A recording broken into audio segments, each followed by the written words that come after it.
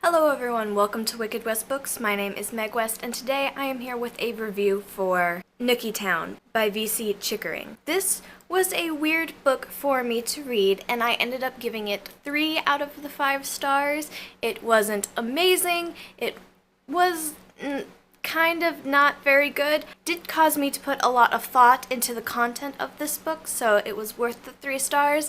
And Lucy is divorced, and all she really wants is to get some. And one night when she is with her married friends, she makes a joke about how it would be nice to sleep with their husbands because that is disease-free sex. They know who they are, so you're not going to get a creepy person like you would off of the internet, and you know that this person's not going to fall in love with you because they're already completely in love with their wives. And to Lucy that night, it was all just a joke. But to her best friend, Nancy, she decided that this was worth an actual experiment and gave Lucy permission to sleep with her husband.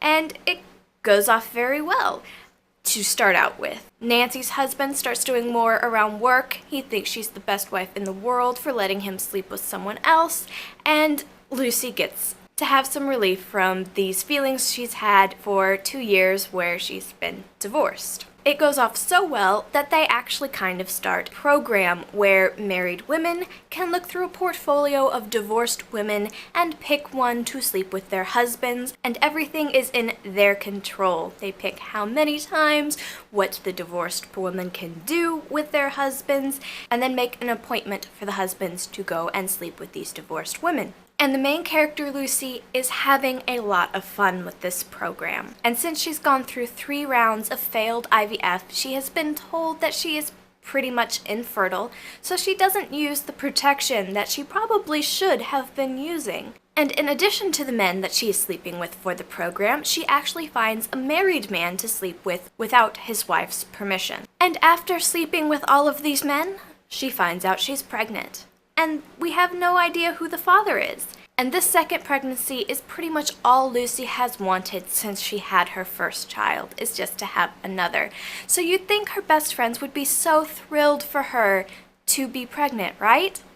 Except that 2 of the potential fathers are her best friend's husbands. So it kind of turns into a mess, a great big mess. And also, it results in a lot of judgment of her in particular, and even if the wives gave their permission, and pregnancy is always something that is a risk when you're having sex, they all kind of blame her for it, even if it was not completely her idea alone. I picked this book up because of its different storyline. It's different from everything I normally read, and I thought it was time for a little bit of a change. I wasn't overly impressed with it.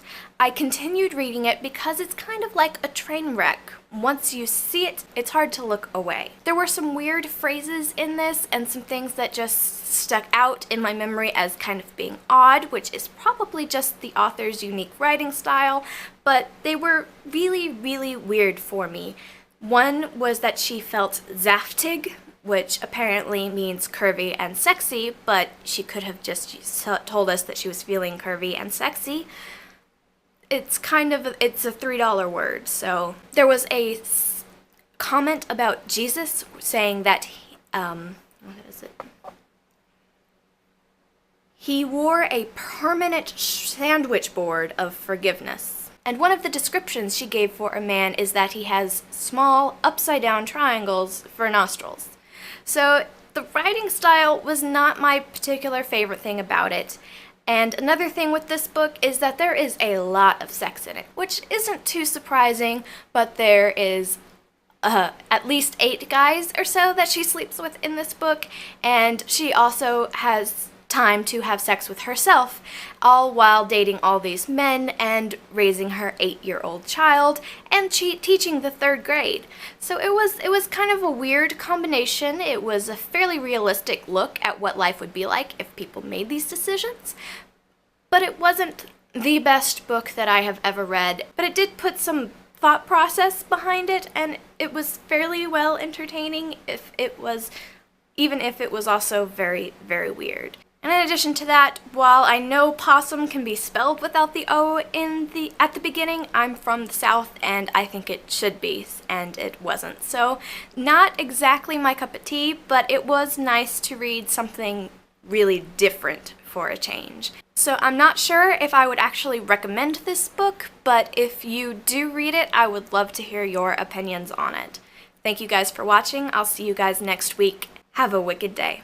Hacka.